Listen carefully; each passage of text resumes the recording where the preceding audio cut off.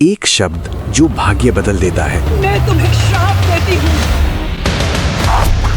इस श्राप का अंत द्वारका तक पहुंचा, पर यह श्राप पूरा कैसे हुआ?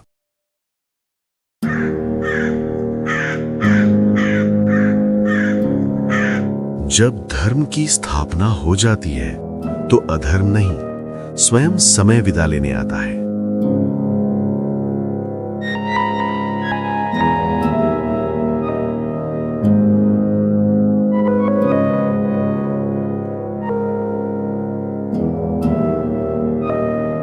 ये कथा है श्री कृष्ण की अंतिम मानव लीला की। महाभारत का युद्ध समाप्त हो चुका था, धर्म की स्थापना हो चुकी थी, पर नियति का एक अध्याय अभी शेष था। कुरुक्षेत्र युद्ध के बाद अपने 100 पुत्रों की मृत्यु से दुखी गांधारी ने भगवान कृष्ण को श्राप दिया।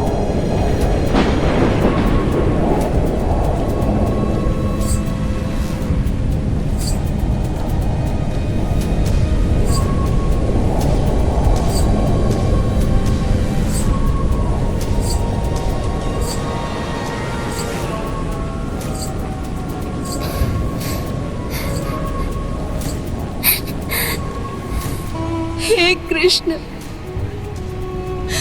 मेरे 100 पुत्र मारे गए। तुम होते हुए भी उन्हें बचाया नहीं गया।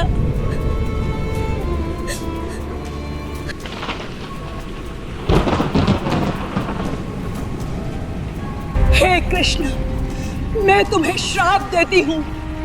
जिस प्रकार मेरे पुत्रों का वंश नष्ट हुआ, उसी प्रकार यदुवंश भी अपने ही हाथों से नष्ट होगा।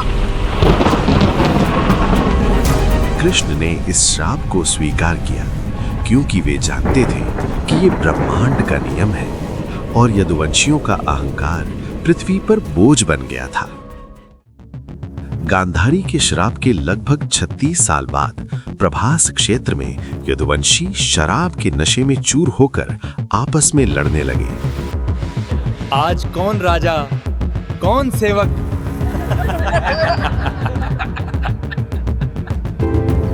आज सब समान हैं। जिस वंश में नारायण जन्मे, वही वंश नशे और अहंकार में डूब गया। इस गृह युद्ध में लगभग सभी यदुवंशी मारे गए।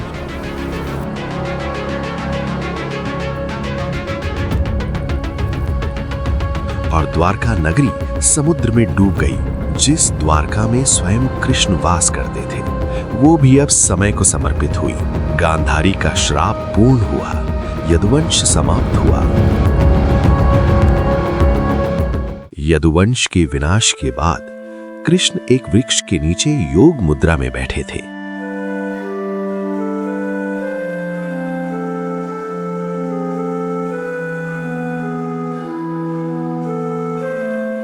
जरा नामक एक शिकारी वहां आया।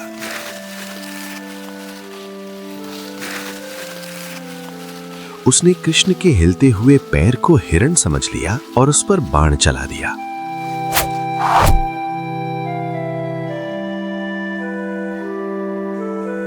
ये बाण कृष्ण के पैर के तलवे में लगा।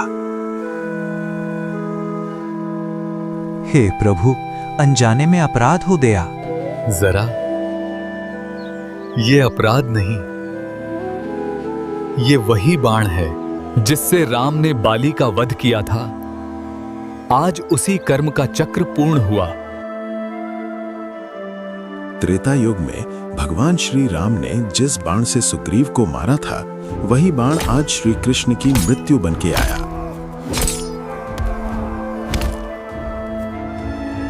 बाण लगने के बाद कृष्ण हिरण नदी के किनारे पहुंचे, जहां उनका शरीर पंच तत्व में विलीन हो गया। इसके बाद अर्जुन ने आकर कृष्ण के शरीर का अंतिम संस्कार किया और द्वारका को त्याग कर चले गए।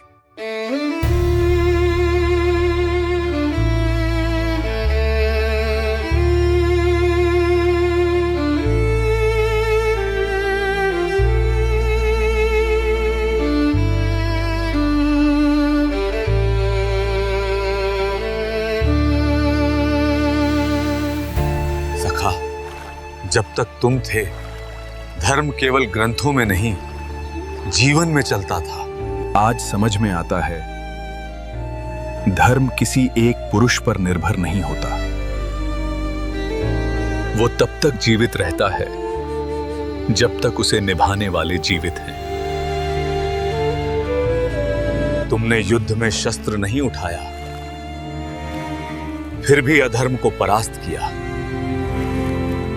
तुमने कहा था, धर्म की रक्षा वही करता है जो बिना आसक्ति कर्म करता है।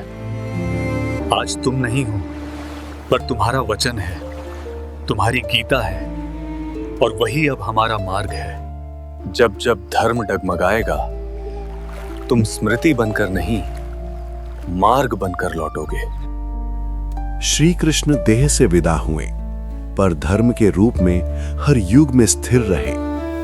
इस प्रकार गांधारी के श्राप और एक शिकारी के बाण के माध्यम से कृष्ण ने मानव रूप का त्याग कर अपने परम धाम को प्रस्थान किया, जिससे धरती पर धर्म की स्थापना का कार्य पूर्ण हुआ।